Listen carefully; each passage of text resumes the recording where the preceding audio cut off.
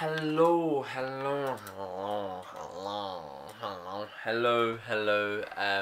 Upon a Time fans, and welcome to my review of Once Upon a Time Episode 2, A Pirate's Life.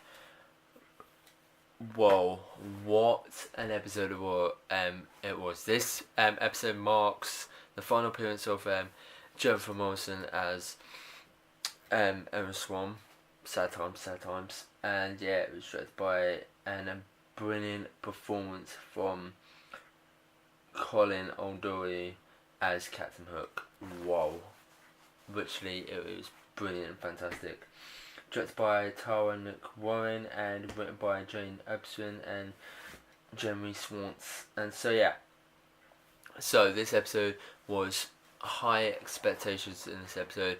I really enjoyed it. I did click on of the surprising twist, but I was like, yeah, I'll get it now. So here's the synopsis of the episode. So, storybook. Years earlier, Hook is training Henry, and I'm going to tell you my favourite scenes. Years earlier, Hook is training Henry to how to defeat himself during a practice with swords, but when Henry graduated him, Hook catches Henry off guard, and Henry calls off, feeling that he won't be exception. Emma Hook believes that Henry will make for himself in the future. As the two kiss, Hook shows Emma a magic bowl that can act as single call anyone in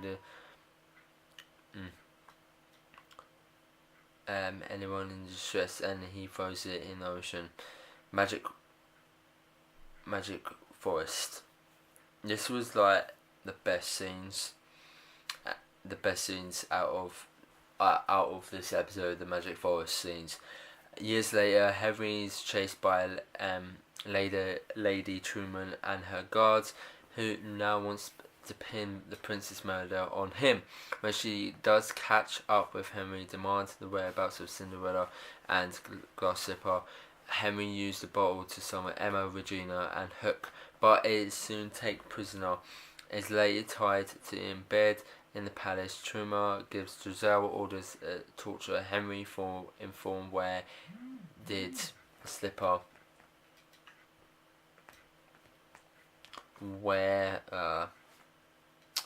where he hid the slipper by using her dagger to threaten him, only interrupted by Hook and Regina, who showed up to stop the guard and Giselle respectfully.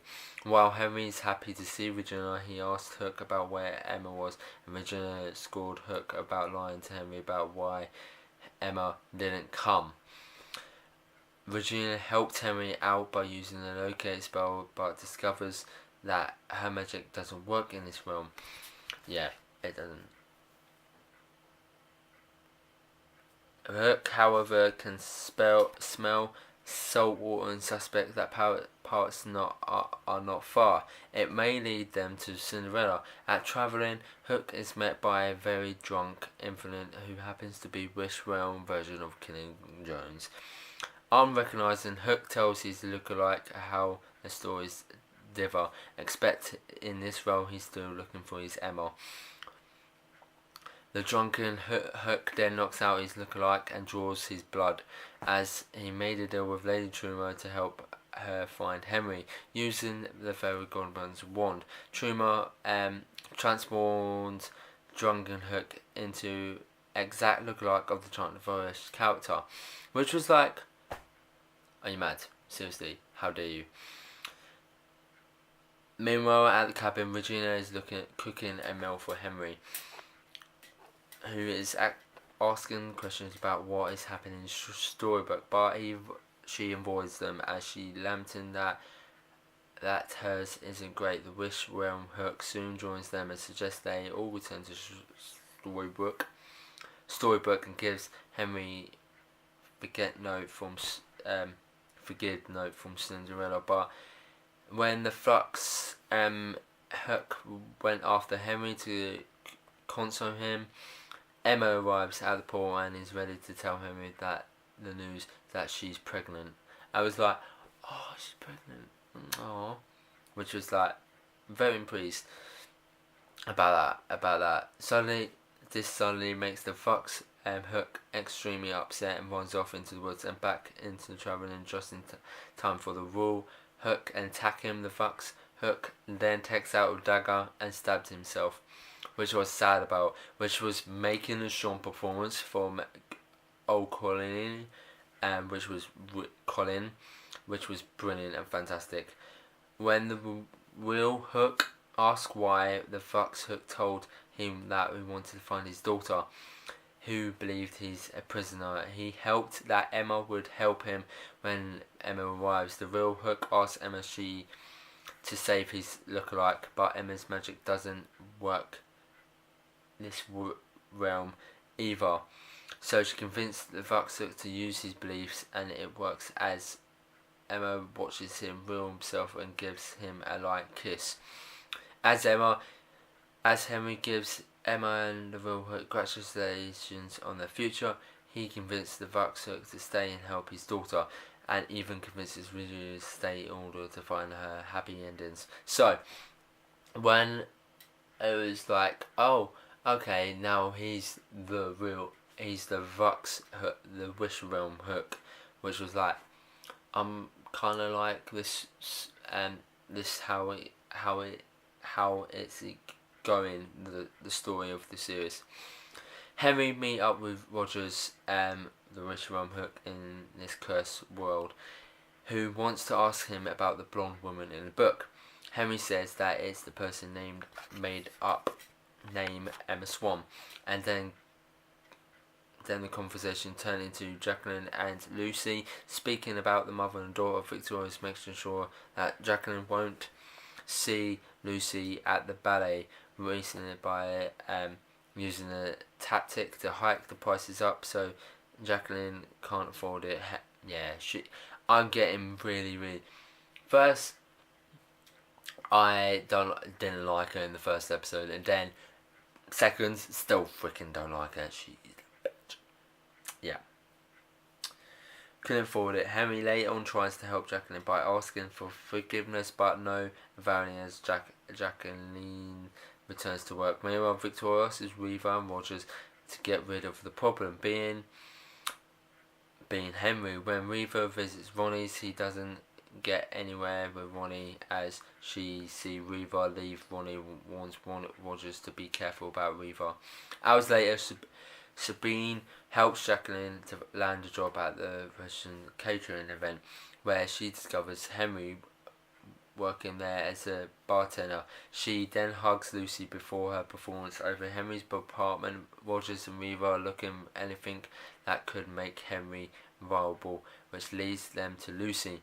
As the two leave, Rogers notices the swan keychain on the doorknob. The two then come up with the idea to place Victoria's bracelet in Henry's pocket, and Reva wants Rogers to plant it on Henry. Yeah, Rogers didn't want to do it, and so yeah, which was a good idea. However, when Henry adapted his pockets, and the only thing that Henry saw was the swan necklace outside the view, Reva stops Rogers from hiding Victoria's bracelet. Rogers tells Reva that he doesn't want to separate father from his child, and Reva committed Rogers for the do the right thing. Rogers then revealed that a long time ago he was shot, and a woman who fit Emma's description came to her rescue. He wants to do what is right and figure out what's going on in this neighbourhood. Later at the Ronnie's, Jacqueline forgave Henry, saying that she blames her mood on Lucy's claims that she is Cinderella, but tells Henry that one prince will come afterwards. Rogers joined Henry and Ronnie for drinks, which one thing is commitment to find a way to take down Victoria Beverly. So, Poet's Life, it was brilliant. It was fantastic. I never knew. I didn't get this. I did get the story. I get the story in this episode, saying goodbye, for Emma for good in this time around, in a good way. and getting what she deserved, not getting killed off. And yeah, it was a good episode, fantastic, amazing, brilliant performance from Colin O'Dowley. Yeah, I really enjoyed it. So, A Pirate's Life. My favourite scenes were Emma coming back, of course, and the Magic Forest scenes. The Magic Forest scenes were perfect and brilliant. I really enjoyed that. So they're my favourite scenes. So the verdict of Pirate's Life, it was really good, fantastic, and amazing. So I'm gonna give it 9.4 out of 10 because it was awesome and amazing. So Once Upon a Time continues at 8/7 Central. Yeah, 8/7 Central. Or 7/8 Central. Hold on. Yeah, it continues at 8/7 Central on ABC. Yes, it does. Yes, it does. Yes, it does. Yeah, it continues at 8/7 Central.